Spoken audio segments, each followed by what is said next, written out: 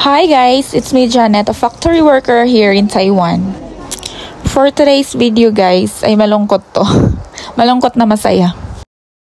Ganito pala talaga pag nagmamature na tayo. May mga taong nasa paligid natin na temporary lang. Huy, di ako umiyak ha. Isa sa mga na-realize ko na habang tumatanda ako, may mga tao na pumapasok sa buhay natin para iwan tayo, charis. Pero okay lang naman iwan, basta for good.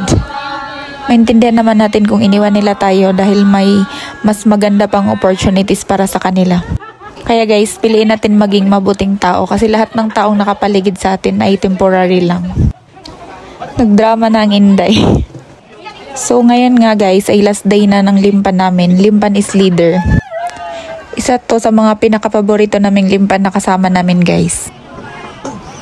Palaging baliw-baliwan pero alam namin na may mabuting puso. Mag-iingat ka palagi limpan, baliw. Salamat sa masayang memories na iniwan mo sa amin. Nag-i-edit lang naman ako pero ba't ako naiyak? Women shampoo ay ni. Women shampoo siyang nila.